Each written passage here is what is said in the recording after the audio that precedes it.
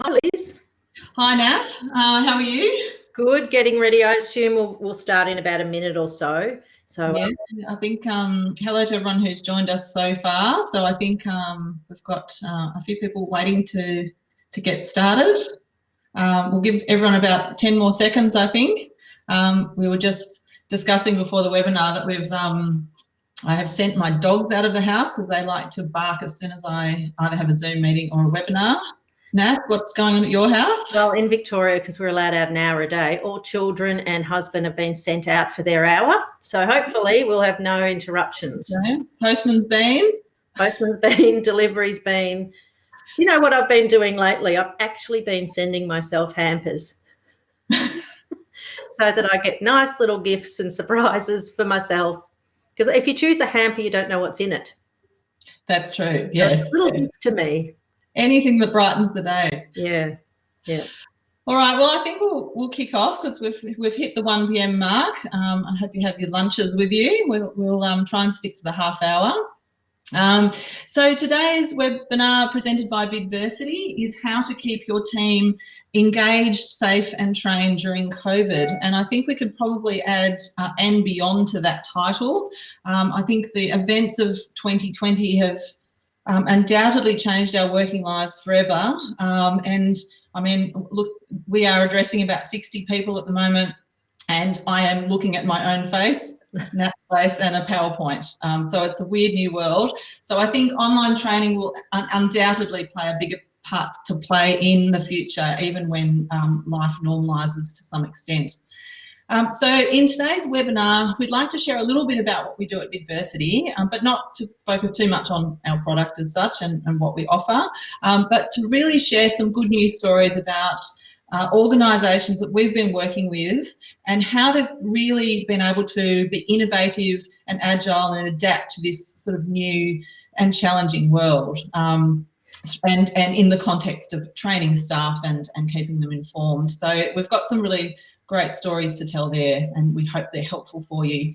But first, some introductions. My name is Liz Colliers, and I'm part of the Vidversity team in Sydney. You'll see the bright Sydney sun coming through behind me. I've just had to block it out. It's so bright. Sorry. My co-host today is Natalie Wheeland, who is her own bright light shining out of the gloom of Victoria. Hi, Nat. Hi. Natalie will be the key speaker today. She has literally decades of experience in the online space. She is one of the co-founders of Vidversity, which she'll tell you a bit more about in a moment. Prior to that, Nat established CPD Interactive, which was a pioneer in the delivery of online learning for lawyers. She also lectures at the University of Melbourne in the law faculty, and also delivers legal research training to the legal sector.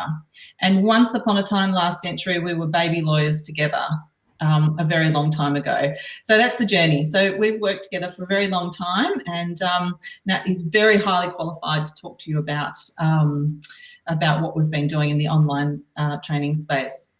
Now, before I hand over to Nat, just a few housekeeping matters. We're joined today by Lauren Pettigrew, who many of you who are joining us here today know personally. She's recently joined the Vidversity team. She is on the keyboard, and please feel free to send through questions, comments, any sort of feedback you want to give us as we go, and she will deal with that because we don't want to multitask too much while we're presenting. We'll try to address a few of the questions at the end if we can, but feel free to interact. So that's enough from me at this stage. I'm going to hand over to Nat. Great. Thank you so much, everyone. Yeah, it's been a really interesting time for us here at Vidversity, and I'm going to show you a bit of a PowerPoint, but that's only going to be the first part of it. Liz, if you can pop that up. And then I'm going to take you through a couple of stories of how we've actually been helping organisations in this space. So the first thing is, some of you may or may not be familiar with Vidversity. I'm going to give you a really brief overview, and then the focus is going to be more on the stories we've got.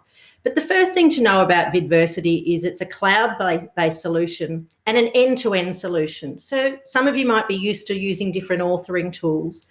what do I mean by end-to-end? I mean, you can create a video with us, whether that's using our app, or you can use any environment to create a video. You can upload it into our platform, edit with our platform, add quizzes embedded into videos. You can add interactions, all kinds of things, and then deliver in our platform. Although I will point out, we can deliver, we're agnostic to LMSs too. So we can wrap that all up in SCORM and LTI as well. A really important piece of what we are is we're a video-centric learning platform. So a place that we believe video is first. And I'm going to talk a little bit about video in a moment, because it doesn't have to be Vidversity that you use. Vidversity is one way to deliver videos, but video is a really powerful way to teach. Our whole philosophy was always based around empowering subject matter experts and educators to be able to build their own online learning. So I'm going to talk a little bit about that process. And the last thing I just want to point out, a lot of our clients are government-based because we're hosted here in Australia.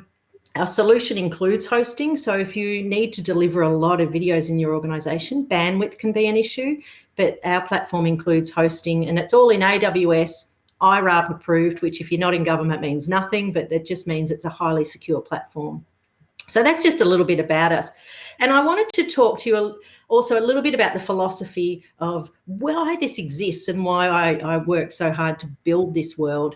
And I still think there's such a discussion and a debate around, oh, I prefer online, I prefer face-to-face. And I really think we should say I prefer good content. I don't think it should matter. You can have, my kids are, well, they're outside at the moment, but they're doing online training at the moment. And some teachers are doing a really great job and some not. And that's life. Some are good in the classroom, some are not. Some programs we go to are great. And what I found as someone who is passionate about teaching, so as Liz said, I lecture and I've been teaching for, well, it depresses me to say, about, I think I started in 1999, which is soul destroying. But one of the things that when we've moved into this digital space, we've often alienated the subject matter expert. So the process sort of, if I was building a face-to-face module, I'd design it and then I present it. But if I'm building an online module, often what happened is I'm the subject matter expert and I create this content, and then it goes through this whole process where it's designed and storyboarded, and then someone else builds it, and then it's delivered to the learner. And what I found as an educator or the subject matter expert, something got lost about from me in that middle. It was sanitized, and I kept saying, I want to be able to build my own content. And that's the philosophy behind Vidversity. But the problem with, sometimes you do need that process, but the problem in today's environment with that model is it can be too slow. And I mean, today here, Thursday in Melbourne, we've just had our numbers out, and there's an inquiry going on at, into the security guards. And today they found out, I mean, I'm reading from the paper, but they found out that training that was delivered to the security guards, the messaging was that you wear a mask only if you can't social distance. That was the wrong message. It was too old. The message should have been all security guards needed to wear the PPE equipment, but the online module hadn't reflected those changes, so it was too slow. Another concern I have is authenticity. So often that process sanitizes the content, it loses its heart and soul. So you might be in a situation like where I worked at a company and I had to do the online induction training, and it was hours long, which was fine, but I had to do about 40 minutes on food handling. And I remember thinking, as a junior lawyer, I don't think that's going to be a big part of my day. So I just think what happens is you lose your engagement with the learners. Alienates the subject matter expert. Why have we not kept them in this sort of, why didn't we empower them to make great content? And then finally, I think it can be difficult to update. So now I just want to talk a little bit why I think video is so amazing. And the reality is we're all learning from video all the time. Now, as crazy as it sounds, the world in lockdown has led to us doing strange things like making sourdough bread, which I've actually, no one believed that was mine, so I made another loaf this morning. And if you're thinking of making sourdough bread, don't. It's that you have to commit your life to it, although I suppose we don't have a lot to do at the moment. 14 days it takes before you can actually make the loaf from the starter, and it's like owning a pet. You feed it every day. But I digress. My 14-year-old daughter wanted to make sourdough bread, and how she learned? Video. She's learning from a top chef in New York, some woman, and each day she watches her video. And really, that's the world we live in. So whether it's Vidversity, YouTube, the reality is we're learning from videos. So I wanted to create a world where we could make great educational videos in our worlds, whether we're a consultant, whether we work in a law firm, whether we run leadership training, whether it's induction training, whatever it might be. I think video brings it alive. So that's the sort of philosophy behind Vidversity. So now we're just going to tell you a few stories about what we've been doing in the last 3 months. Yeah, so Nat, we're going to do a bit of back and forth here for a moment. So let me just see if I can get us both back on the screen again, side by side. Now I don't know, I seem to have gone missing, but I can see you, Nat. So. I can see you, so keep going, plough on. Okay, so safety has been a massive issue for a lot of organisations, and complying with safety regulations. What sort of stories can you tell us about how organisations have been able to respond really quickly to the rapid changes in the COVID context? Well, we've been doing a lot of work in aged care and the health sector in the last few weeks, and I wanted to tell 2 stories. One is an organisation of about 3,000 staff, a team of 3 educators. So the L&D team have what they would call clinical educators, never built anything online before, and were finding the PPE equipment training it just didn't reflect exactly how they did it. So they bought off-the-shelf training and the colour of the gowns were different, for instance. And there was just this disconnect. That's not quite how we do it here. So they met with us, and I actually did a bit of a consulting with them for the week and went in on the Monday, and they said, we need to build better PPE training. So what we did is they used the Vidversity phone app, and they asked 3 people in the business to film themselves, get someone with their phone to film themselves putting on the PPE equipment. I should point out there's a couple of serious challenges. One is English as a second language was a fundamental barrier, and technology.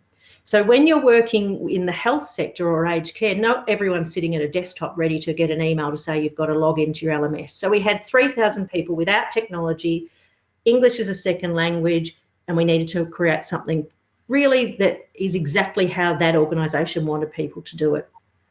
They made the videos with their phones. The app allows you to, up to about a half an hour video, press upload, because if you've ever tried to get a video off your phone, it's a nightmare. Press upload, it arrives in the Vidversity platform. So 2 of the educators were out there creating the videos. One is in there, it arrives in the platform, editing it into chapters, linking to things like the intranet webpage that says all the COVID rules that is being updated, linked to a few handouts. So the idea was Monday. They filmed Tuesday, Wednesday they put it all together, and Thursday it was delivered via text message to 3,000 staff. And within about 48 hours, they'd had about 1,800 people had completed that training. So it was short, but it was really accessible. And then I want to just tell you what they've done throughout COVID. What they've been doing is they've been making a video a week to reflect the changes. So 6 weeks ago, you had to wear masks. 2 weeks after that, it's face shields. And then they did a really fabulous thing.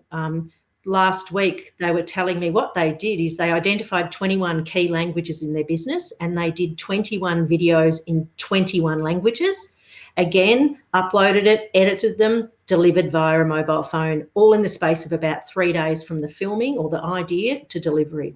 So they have felt they've been able to keep their staff informed, safe and trained throughout this period, and they've been able to be agile enough to adapt to changes. If the DHHS put out something new, bang, they sit down and it's really activated their imagination to be able to go, we can create stuff fast ourselves.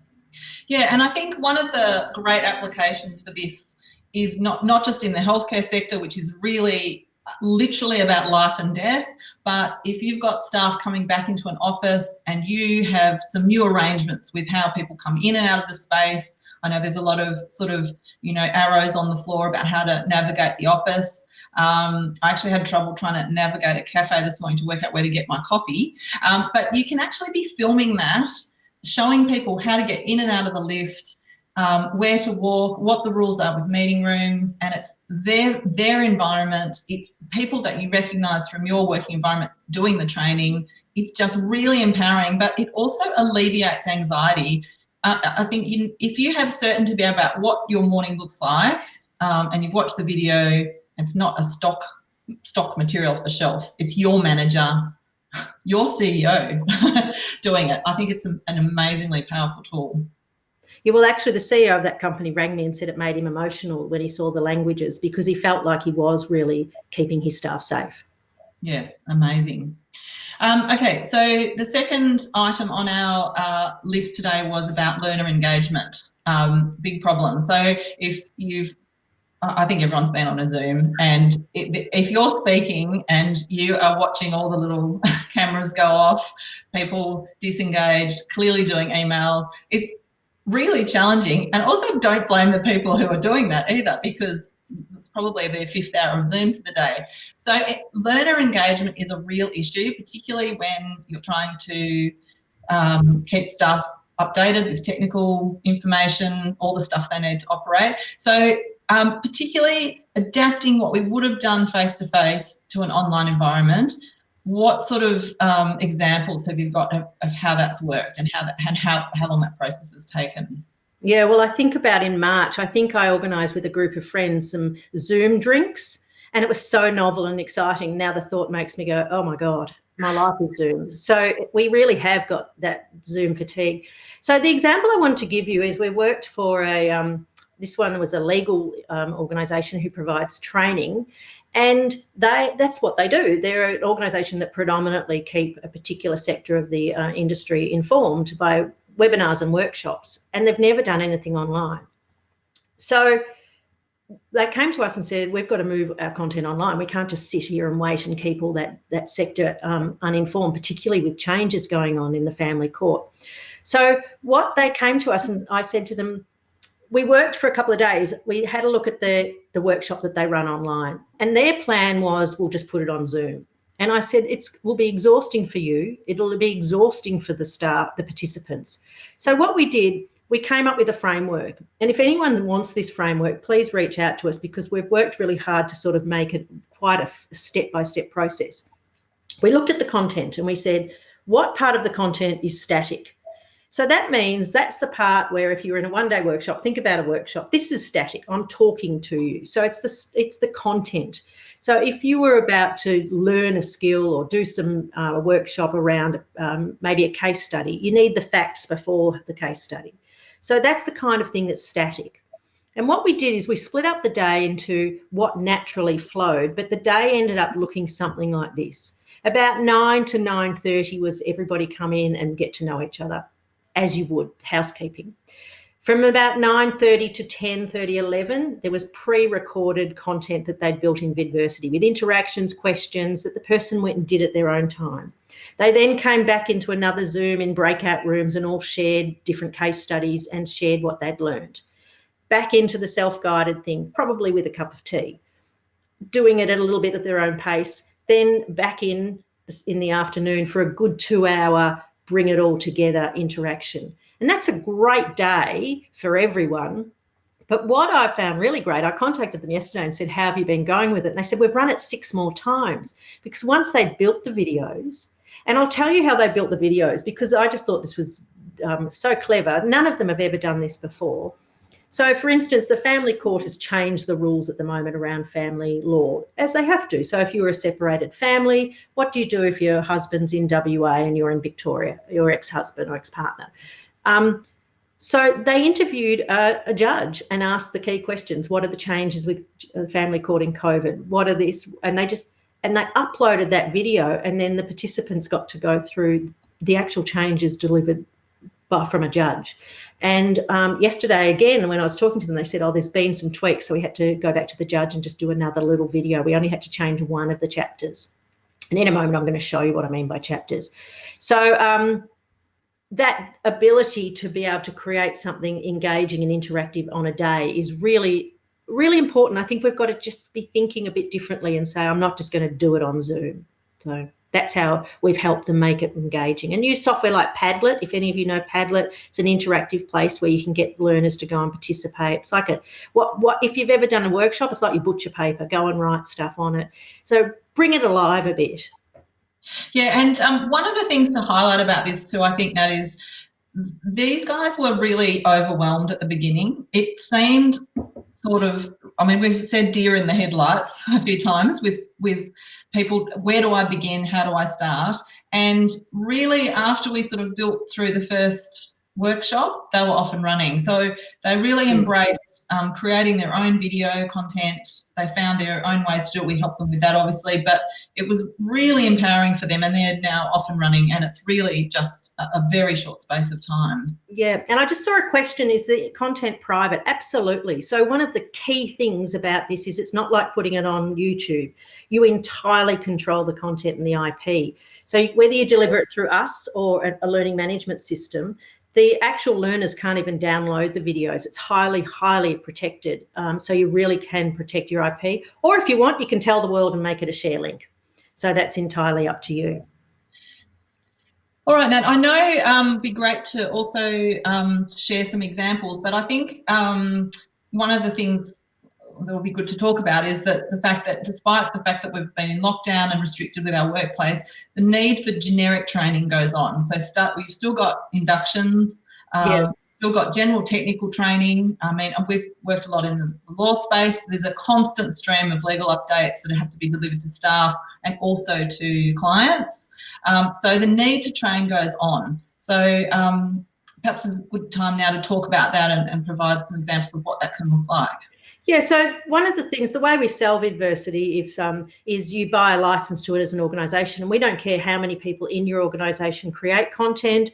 It includes all the hosting. So it can be used all over the sector, all over your organisation. So you might have the OH&S team. The other day I was helping someone, they were building how to hold your shoulders. So it's made me really self-conscious. So that they were building that. You can build induction training. We have one very large government organisation. They have a weekly webinar every Friday, and they've always filmed that. They upload it into Vidversity. They edit out Liz, can you hear me? Canberra, is Canberra here? They edit all that stuff out and really make it into bite-sized chunks. And what they've done over the last 18 months is build up a library of all of their webinars, which are very technical webinars. So they've built up a library. A lot of people use it for systems training. So that might be teaching people the payroll system. So it's really, the great thing about video is kind of the sky's the limit. And I just thought I'd show you one that an organisation, I got permission to show you. So this is what a learner sees. So this was resilience training. This organisation said that they wanted to provide some resilience training to their workplace, and they wanted to do it really fast. So these two consultants who teach resilience training, they went in and they said they filmed in the morning just using their phones. You can use high-level production. If you want to really get a videographer, that's fine too. They uploaded the video into Vidversity, they edited it, and the learner ended up with this in the learning management system. So what is this? Well, now it's all broken down into chapters, so the learner can go to the part they want. That's a bit of data being tracked, so that chapter's been done. That would be sent to the LMS. If you don't have an LMS, doesn't matter. We track that too. You can see in there's a question in that one. And at the start, there's some PowerPoints, so you can put PowerPoints in here if you want. Under resources is links to the key documents that they've referred to. And let's go and have a look at a chapter. So they made this video themselves. Is to have a think about situations that actually cause you to be stressed and to understand what your body reacts. So there's a quiz that's popped up. The learner can't go on until they've answered the quiz. They'll get some feedback. Yes, that's correct. And off they go. So I just think just to conceptualise what we're talking about, this is potentially, she won't want that, there I'll make her smile. This is potentially a webinar being recorded. It's been edited using the editor, broken into chapters. So always think about, it's not enough just to dump a video out in the world. You've got to make it an engaging experience. So make things inside the video, bring it alive. So so that's a more generic training that's a large organisation said we want to provide resilience training to our organisation fast. They're the traditional people who come in and used to do face-to-face. Very quickly, they were able to build that, deliver it via an LMS, and it's gone out in the last few weeks as a way that keeping the staff safe, trained and engaged. Yeah, so I just keeping an eye on some of the questions here. So one of them is, can the system also enable learner guide uploads and platform and in-platform content, which you covered a little bit about there, Nat, but perhaps give a quick overview of the sort of interactivity you can add. So the interactivity you can add is you can put PowerPoints embedded in the slide, embedded in the video, so you can have it sitting up here, or you can add quizzes, which is the true or false multiple choice, or multiple choice, so more than one answer. You can add notes. So notes are really handy because they're like the key takeaways that you might want to really reinforce. So it says to the brain, this is something really important. And then you can add all kinds of subtitles throughout those things that are flashing up on the screen. So it's some of them stop the video and force the learner to engage. So that would be the quizzing and the questions. You can also add resources. So if you're making reference to a policy, you might say, it's important that you're familiar with our bullying and harassment policy. You can stop and link to it and also put that in the library as well. So they're the kind of interactions. And someone has just also asked a question about tracking. So this health organisation we're working with is delivering this in a couple of ways. If you can deliver it through us if you don't have what's called a learning management system. And what you can do is you can upload the people who have access to it. They'll get it. You send them their login details and they'll be able to access that content, and you'll collect all that data. But if you like the health organisation we're working with, they've got a learning management system. So that's tracking. And in the last 6 weeks, they've had over 9,500 interactions with the courses because they're sending them out each week. And all that data is captured in the learning management system with either SCORM or LTI, if you're familiar with that. Yeah, another question was about adding the interactivity, and can they do that themselves or do they need help with it? So I think now's probably a good time to say one of the things we regularly run, and we'll be running one next week, is webinars showing you how, if you want to have a go. But the whole aim of it is it's easy. So with a little bit of training, absolutely, you can upload the video and you stop the video and you go add question.